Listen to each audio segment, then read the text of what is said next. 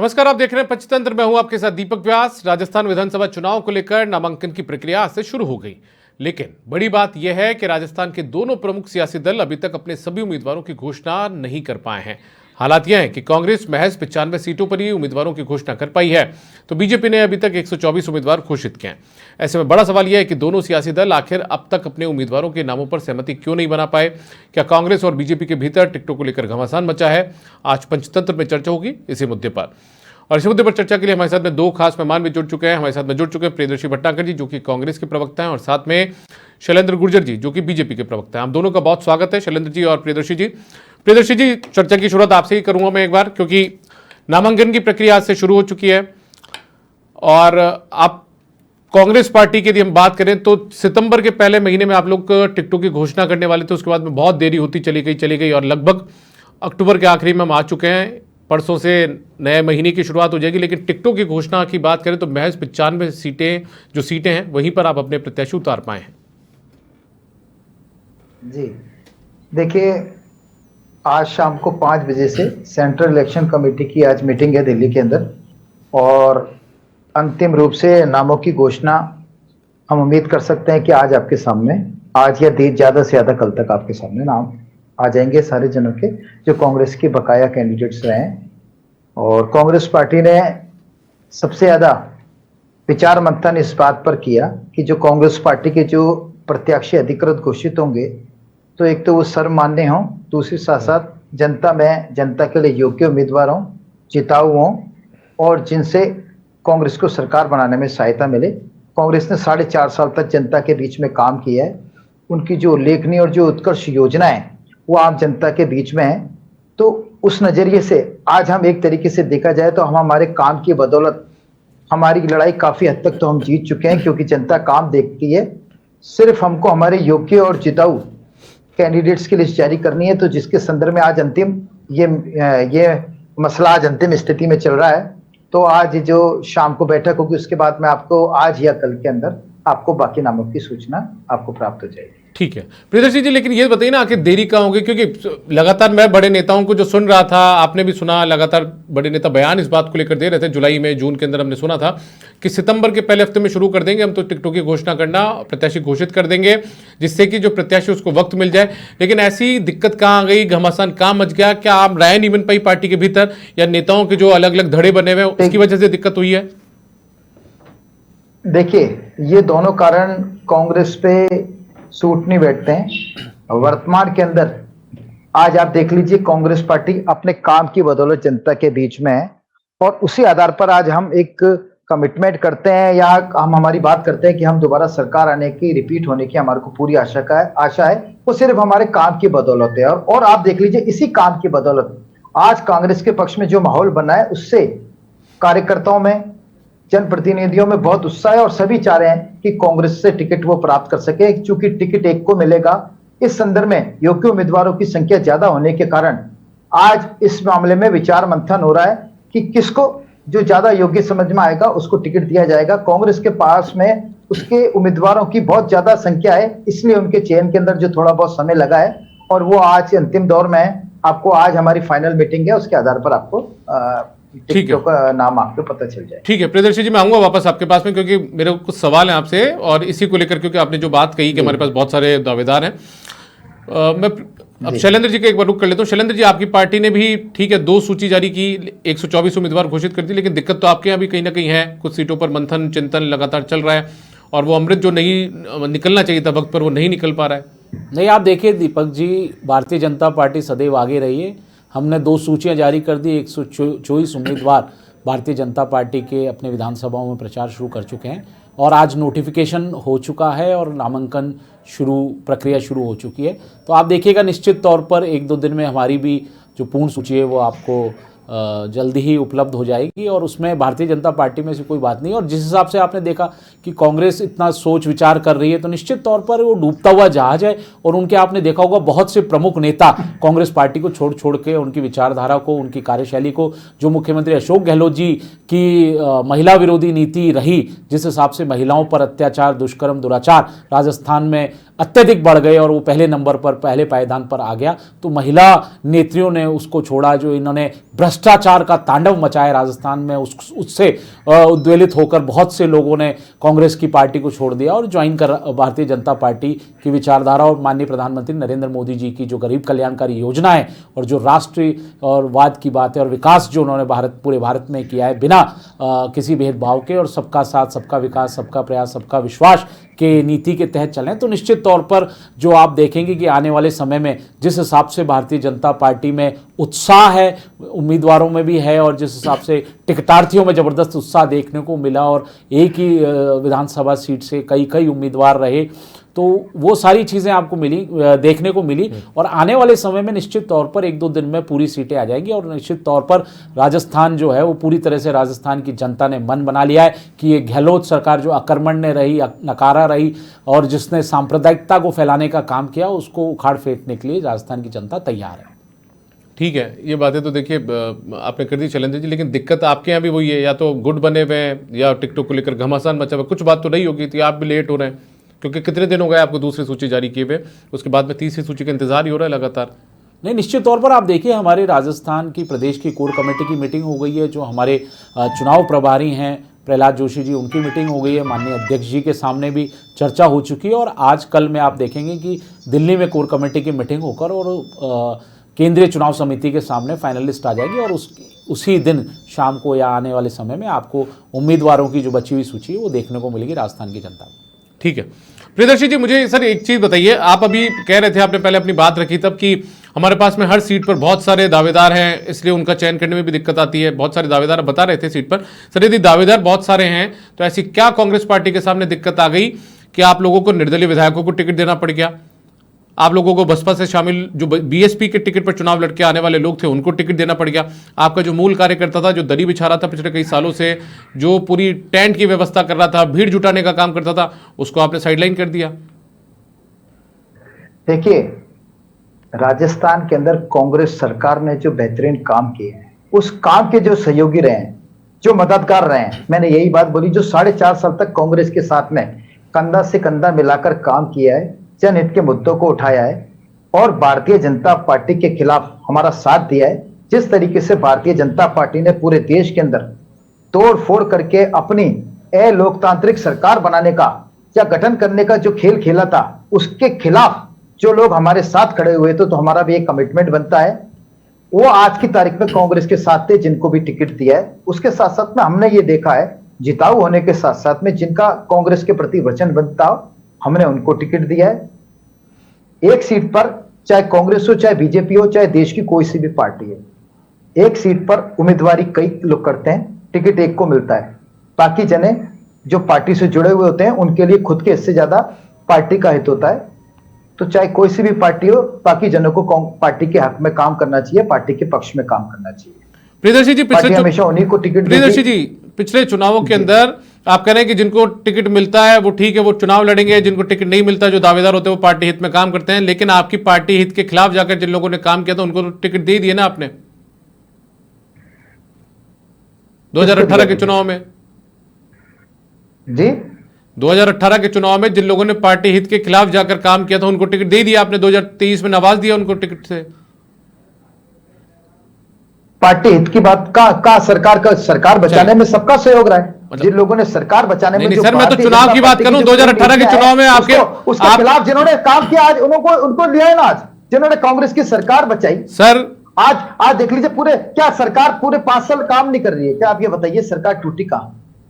Sir मैं ये नहीं कह रहा हूं, सर मेरा सवाल दूसरा था। सर आपने एक बात यहां पर ये कही थी कि जो टिकट किसी एक को मिलता है, बाकी जो टिकट के दावेदार होते हैं, जिनको टिकट नहीं मिल पाता वो पार्टी हित में काम करते हैं। तो मैं ये कह रहा हूं कि जिन लोगों ने पार्टी हित में काम नहीं किया था 2018 के चुनाव में, चाहे से संयम लोढ़ा की बात कर लीजिए, चाहे से बाबूलाल नागर की बात कर लीजिए, चाहे से किसी दूसरे व्यक्ति की बात कर लीजिए, बहुत सारे ऐसे नाम है, रामकृष्ण मीणा की बात कर लीजिए गंगापुर से, जिन लोगों ने पार्टी से अलग जाकर काम किया तो उनको टिकट दिया ना आपने। तो कुल मिलाकर मायने जो है वो सिर्फ जीत रखती है, बाकी कोई पार्टी के प्रति। मैंने आपकी बात का जवाब दिया ना जी, कि इन जिन नेताओं के आप नाम बता रहे हैं, उन सारे नेताओं ने जब कांग्रेस की कठिन परीक्षा की घड़ी थी, उस समय इन लोगों ने हमारा साथ दिया, हमारी सरकार बचाई। जो जनमत था, जो जनता का विश्वास था, उसको बनाए रखा। तो इसलिए आज कांग्रेस पार्टी का भी दायित्व हो जाता है कि हम उनको, उन्होंने हमारा साथ दिया, हम भी उनका साथ दें। दूसरी चीज, वो पूरे के पूरे कांग्रेसी थे, किसी वजह से कांग्रेस से अलग चुनाव लड़े थे और वो जीत भी गए, लेकिन उसके बावजूद भी वो कांग्रेस के प्रति उन्होंने अपनी निष्ठा दिखाई, भारतीय जनता पार्टी को सफल होने नहीं दिया। जिस तरीके से तोड़फोड़ भारतीय जनता पार्टी अन्य प्रदेशों की तरह राजस्थान में करनी थी, उसमें असफल रहे वो। बल्कि उसकी जगह आप देख लीजिए, राजस्थान के अंदर जो आखिरी चुनाव हुए थे, उपचुनाव में भारतीय जनता पार्टी की जमानतें जब्त हुई, राज्यसभा का चुनाव हम जीते, तो कांग्रेस पार्टी तो बिल्कुल एकजुट थी। आज ये किस मुंह से, किस आधार के ऊपर ये कहते हैं कि हमने काम किया है? आज आप देख लीजिए, भारतीय जनता पार्टी की जो पहली लिस्ट आई, इनको मजबूरन, इनके पास में कैंडिडेट्स नहीं थे, इनको अपने जो सांसद थे, जो 25 के 25 सांसद राजस्थान के अंदर कोई काम करने लायक नहीं थे, जिनको जनता ने रिजेक्ट कर दिया है, जिनको मोदी जी ने भी सोचा कि जो पहले रिजेक्ट तो हो चुके हैं, उनको सफाया के तौर पर राजस्थान में भेज दे, क्योंकि वो जीतना तो है नहीं, क्योंकि जनता में वो किस मुंह से जाएंगे? उन्होंने कौन सा राजस्थान के लिए कोई काम कर लिया कि आज आप देख लीजिए, राजस्थान के जो 25 एमपी है, उनको किसी ने को आपने देख लिया क्या संसद के अंदर के कांग्रेस के राजस्थान के पक्ष के अंदर बात करते हुए?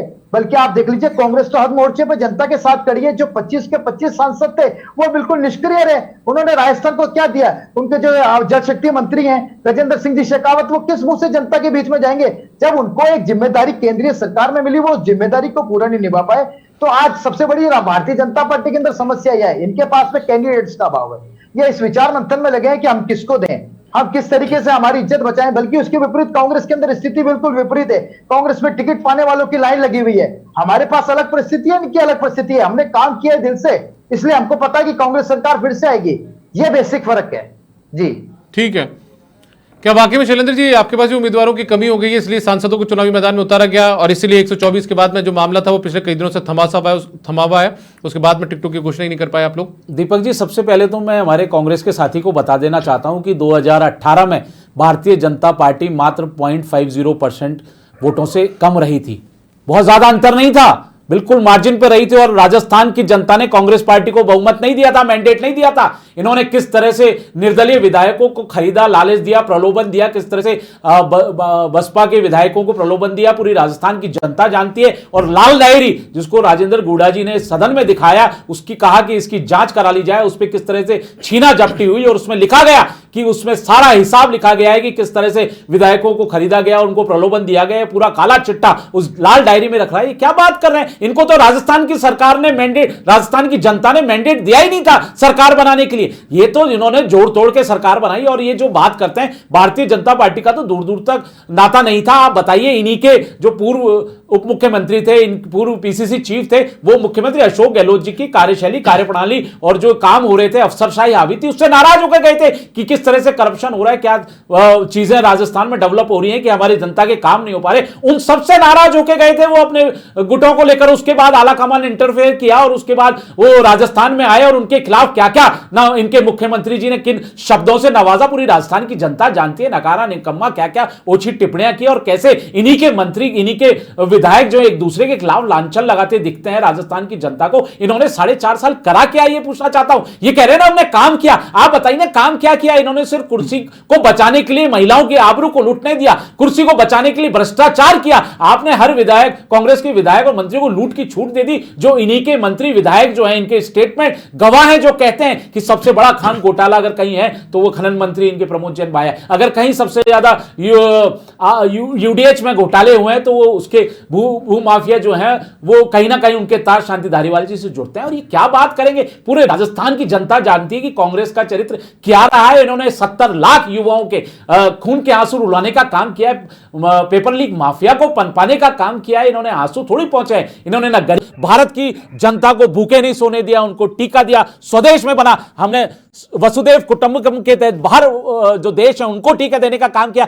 आपने क्या किया? आपने तो कहा था साहब इस टीके को नहीं लगाओ। हर पॉलिसी का राहुल गांधी जी ने विरोध किया, जो कि खुद आप देखिए कि भ्रष्टाचार में डूबे हुए हैं, जो खुद जमानत पे बाहर है। वो क्या बात करेंगे? कांग्रेस का जवाब ले ले, जो है वो भ्रष्टाचार। एक बार जवाब ले लेते, प्रियदर्शी जी भी कुछ बोलना चाह रहे हैं, तथ्यात्मक रूप से बहस करें। इनसे पूछ लो, इनसे और कुछ बोलना हो तो पूछ। नहीं, तथ्यात्मक रूप से बहस करो। आप, आपके पास तथ्य हो तो बता दो, आपने क्या किया राजस्थान की जनता के लिए? बोल नहीं पाते बताइए ना, एक बार बोलिए। एक भी योजना बताइए जो आपकी धरातल पर सक्सेस हो रही हो, बताइए ना। अब आप सुन लो। सारी अब भ्रष्टाचार आप की सुन लो भेंट मेरी चुकी बात। है आपकी। बताइए, मैं एक योजना बताइए। अरे सुनने की भी बताओ। आदत रखो, झूठ बोलने की डिग्री लेके बैठे हो क्या? अरे ऊपर से झूठ नीचे की तक दुकान सारे तो के सारे कांग्रेस जने। पार्टी ने लगा रखी है। तुम्हारे को झूठ एक बात की दुकान, बताओ, झूठ तुम का बाजार ये NCRB कांग्रेस ने रिकॉर्ड सजा है। रखा है। अब NCRB राजस्थान की रिकॉर्ड है। जनता अब बोलो, ऐसे अब कमजोर बोलो, अकर्मण्य तुम्हारी लगता है कि सरकार जनता को उखाड़ सुनती नहीं फेंकेगी। है। जनता कोई सुनती नहीं है, इसलिए तुमको बोलने का, मुझे लग रहा है जनता ने तो तुम्हारे को बोलने का मौका दिया नहीं, आपने शब्दों का प्रयोग अच्छे से करें, चयन शब्दों का चयन करें।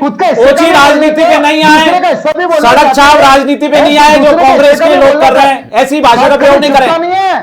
आप बताइए ना, क्या योजना है जो धरातल पर है? क्या हुआ जिलों की घोषणाएं कर दी, बजटीय प्रावधान नहीं है। क्या हुआ फूड पैकेज का? उसमें भ्रष्टाचार के भेंट चढ़ गया, कचरा निकल रहा है। खाने को आप सब स्टैंडर्ड भोजन दे रहे हो, जनता रसोई का योजना आपके भ्रष्टाचार की भेंट चढ़ गई। हमारी भामाशाह योजना थी, इसको इन्होंने 2.5 साल बंद रखा। बताइए किस नैतिकता के आधार पर उनकी बात सुन लेते हैं, एक बार बात सुन लेते हैं उनकी। एनसीआरबी का पूरा रिकॉर्ड है, डेटा है। इस देश के अंदर जो राजनीतिक दल है उसमें सबसे ज्यादा अपराधी भारतीय जनता पार्टी के अंदर है, 37%। एक बात। दूसरी चीज, जब 2014 के अंदर मोदी जी आए थे, उस समय देश के ऊपर सिर्फ 55,000 लाख करोड़ का कर्जा था, और आज है 151 लाख करोड़ का। इसको उन्होंने पूरे देश को बेच दिया। नोटबंदी से बड़ा घोटाला इस देश के अंदर नहीं है। 2 करोड़ लोगों को रोजगार देने की बात करके आए थे, और आज 2 लाख लोगों को भी रोजगार नहीं दिया। इनके पास में मुद्दों का अभाव है। ये झूठा ढोल पीटते हैं। ढोल क्या कहते हैं? ये उज्ज्वला योजना, जिनको इन्होंने पहले 500 रुपए का 300 रुपए से सिलेंडर को इन्होंने कर दिया 1,000 रुपए का। फिर उसमें से 100 रुपए घटाते, बढ़ाते 300 रुपए, 5 रुपए कम करते हैं। इनको शर्म नहीं आती है? मन की बात करते हैं, ठोक ठोक के मन की बात करते हैं, जनता के दिल की बात करते हैं क्या? आज ये बार बार ऐसे जिस तरीके से भी, अरे तो आपको 2019 में हिंदुस्तान की जनता ने कांग्रेस को दिखा दिया है क्या आईना था। और आपको बता दूं, नोटबंदी के बाद हमने आतंकवाद की कमर तोड़ दी है। आप लोग तो आतंकवाद को सपोर्ट करने वाले हो। आपके कांग्रेस के नेता तो पाकिस्तान में जाके मदद मांगते हैं। आपके राहुल गांधी जी जो है चाइना में जाके मदद मांगते हैं। आप क्या बात करोगे? राष्ट्र को आपने कभी भारत को राष्ट्र नहीं माना। आपने सिर्फ भारत के लोगों को वोट के सहारे जिंदा रखा। आप बताइए ना, क्या बात करोगे? आज 80% आतंकवाद में कमी आ गई नोटबंदी से। पता होना चाहिए आपको। जाली नोटों का जाल था जो आपके कांग्रेस के नेता पाकिस्तान में जाके सहयोग करते थे, उसको खत्म करने का काम किया है। और हमने, आप देखिए, रोजगार की ये बात करते हैं, मुद्रा लोन योजना के तहत 34 करोड़ लोगों को हमने लोन देने का काम किया है। हमने कौशल विकास के तहत 1.35 करोड़ लोगों को, युवाओं को प्रशिक्षित किया है जो स्वरोजगार ले रहे हैं। आप बताइए, एक रोजगार जनरेट होता है, उसके साथ 2 लोग जुड़ते हैं। आत्मनिर्भर भारत, मेड इन भारत, इतनी सारी स्टैंडअप भारत कभी सोच सकती थी कांग्रेस? स्टैंडअप भारत, अरे स्टार्टअप योजनाएं, स्टैंडअप में 100 यूनिकॉर्न हो चुके हैं। 1 लाख से अधिक स्टार्टअप योजनाएं शुरू हो गई भारत में। सड़कों का निर्माण हो रहा है, रेलवे का जाल बिछ रहा है, ब्रिजेस बन रहे हैं, हवा में बन रहे हैं। इनसे रोजगार जनरेट होता है, पता होना चाहिए कांग्रेस के साथियों को। आपने तो कभी भारत का भला किया नहीं, ना राजस्थान का भला किया। आपकी सोच ही मानसिकता सिर्फ तुष्टीकरण करने की है। चलिए देखिए, शैलेंद्र जी और प्रियदर्शी जी, हमारे पास वक्त की कमी है। मैं आप दोनों से निवेदन करूंगा, एक एक करके यदि आप अपनी पूरी बात यहां पर रखना चाहें। प्रियदर्शी जी। मैंने उनका पूरा समय दिया, मेरी बीच में बोलने की आदत नहीं है। नहीं, आप बोलिए, आप अपनी बात रखिए। आज देख लीजिए, नोटबंदी, जीएसटी, भारतीय जनता पार्टी बेरोजगारी की, काले धन की, अपराधीकरण की जनक है, जनक। आज आप देख लीजिए कौन से मुंह से ये जनता के बीच में जाएंगे, इसलिए टिकट में इनके डिक्लेयर हो रहे हैं, क्योंकि ये सोच रहे हैं करें तो क्या करें। इनका जिस दिन से पहली लिस्ट आई है, सिर्फ फुटबॉल जनता के बीच के अंदर है। इन्होंने एक एक्सपेरिमेंट किया, एमपीओ को लेकर आ गए, अब एमपी मुंह छुपाते हैं। आज आप बता दीजिए, इनके प्रदेश में सीपी जोशी जी अपने विधानसभा क्षेत्र के अंदर आज तक घुस नहीं पाए। इन्होंने नरपत सिंह राजवी को जो टिकट दिया, वो आज तक अपने क्षेत्र के अंदर घुस नहीं पाए। उनका टिकट काटने की नौबत आ रहे हैं। देवजी पटेल को उन्होंने टिकट दिया, वो कार्यकर्ता के ऊपर गाड़ी चला रहे हैं। अरे किस मुंह से जाएंगे? इनके पास में ना तो विजन है, ना ही मुद्दा है। ये राजस्थान की, ये ढोल पीट सकते हैं, चिल्ला सकते हैं, चीख सकते हैं, दूसरे का समय ले सकते हैं, इन्होंने कर यही सकते हैं। महाराष्ट्र के अंदर उन्होंने क्या किया, दूसरे के हक की सरकार ले ली। मध्य प्रदेश में उन्होंने क्या किया, दूसरे के हक की सरकार ले ली। जो राजस्थान में असफल रहे, इसी चीज का तो इनको दर्द है, इसलिए तो ये किसी को बोलने नहीं देते, बार बार चाहते हैं जोर से चीख कर ये सच्चाई को दबा सकें। सत्य पराजित कभी नहीं हो सकता है, परेशान हो सकता है। राजस्थान के अंदर कांग्रेस की 2 गारंटी आई थी तो आप ईडी लेकर आ गए। ईडी का हम तो स्वागत कर रहे हैं, जा ईडी आ रही है, आप हमारी सीटें पक्की कर रहे हो। कांग्रेस ने 7 गारंटी दे दी। मैं इनसे पूछना चाहता हूं, भारतीय जनता पार्टी से ये सार्वजनिक तौर पर कह दें कि ये जो कांग्रेस की योजना है, इस योजना जनता के लिए हितकारी नहीं है, जनता को इसमें भागीदारी प्रियदर्शी जी उसके बावजूद आपके नेता क्यों छोड़कर जा रहे हैं? इनों के बिलों के अंदर ये जो कांग्रेस से रिबेट ले रहे हैं, चुपचाप वो प्राप्त कर रहे हैं। लाइनों में चोरी छुपे खड़े होकर अंदर कांग्रेस की योजनाओं में, कैंपों में, राहत कैंपों में जनता के बीच में। प्रियदर्शी भटनागर जी, यदि ऐसी ठीक स्थिति है तो उसके बाद जयपुर की पूर्व मेयर डायरेक्ट इलेक्टेड मेयर थी 2009 के अंदर, पार्षद रही हुई है कांग्रेस पार्टी की वो, उसके बाद में आपने उनको लोकसभा का चुनाव लड़वा दिया, वो कह रही है कि पार्टी के अंदर स्थितियां खराब है, वो छोड़कर चली जाती है। मैं आपसे मिर्जा जो जिसको मेयर बना दिया, जिसको सांसद का टिकट दिला दिया, उसकी महत्वाकांक्षा पार्टी के हित से ज्यादा है, तो ऐसे सर ज्योति मिर्जा के लिए क्या बोलेंगे? सर ज्योति मिर्जा के लिए क्या बोलेंगे? ऐसे हजारों नेता, सर ज्योति मिर्जा के लिए क्या बोलेंगे? जो पार्टी के हित को अपने हिस्से ज्यादा मानते हैं, वो यही तो कह रहे थे, वो अपना हित सर्वोपरि रख के अगर कोई बात करती है तो कांग्रेस पार्टी में ये कतई नहीं चलेगा। अब जोड़ तोड़ के इधर उधर से भारतीय जनता पार्टी के अंदर आज ऐसी ये स्थिति है, तो आप देख लीजिए, इनके सीपी जोशी प्रदेश अध्यक्ष कभी एनएसयूआई के हमारे कार्यकर्ता रहे हुए हैं, और इनके नेताओं ने आरोप भी लगाया है कि वो तो कांग्रेस विचारधारा पे है, तो ये बात कर ले कि ये भारतीय जनता पार्टी भी पूरी कांग्रेस विचारधारा पे है। ठीक है, मैं जवाब ले लेता हूं, जवाब ले लेता हूं 30 सेकंड में जवाब। शैलेंद्र जी, आप लोगों के पास क्या खुद के बाकी में नेता नहीं है कि आप लोगों को इस तरीके से नेताओं को आयात करना पड़ रहा है? बिल्कुल नहीं, हमारे पूरे नेता हैं, कार्यकर्ता हैं, और आपने देखा होगा निष्ठावान कार्यकर्ता है। कांग्रेस क्या बात करेगी? अरे सुन लो, दानिश अबरार की गाड़ी को कार्यकर्ताओं ने फोड़ दिया, किस तरह की वीडियो देखने को मिले। जाहिदा खान आपकी मंत्री दूसरे सक्रिय क्षेत्र में, उसके पति को किस तरह से कार्यकर्ताओं ने उनकी गाड़ी को घेर लिया, किस तरह से आपके रफीक खान और किस तरह से अमीन कागजी के खिलाफ कार्रवाइयां हो रही है। चलिए, बहुत शुक्रिया शैलेंद्र गुर्जर जी और प्रियदर्शी भटनागर जी, आप दोनों हमारे साथ में इस चर्चा के अंदर शामिल हुए, जुड़े, आप दोनों का बहुत शुक्रिया। तो कुल मिलाकर नामांकन की प्रक्रिया शुरू हो चुकी है, लेकिन बावजूद इसके दोनों ही दल पूरी तरीके से अपने प्रत्याशियों की घोषणा यहां पर नहीं कर पाए हैं। दोनों के पास अपने दावे हैं, दलीलें हैं, लेकिन इस बीच जनता को भी इंतजार है कि आखिर पूरे के पूरे प्रत्याशियों की घोषणा दोनों ही मुख्य दल कब करेंगे। फिलहाल पंचतंत्र में आज के लिए इतना ही, इजाजत दीजिए, नमस्कार।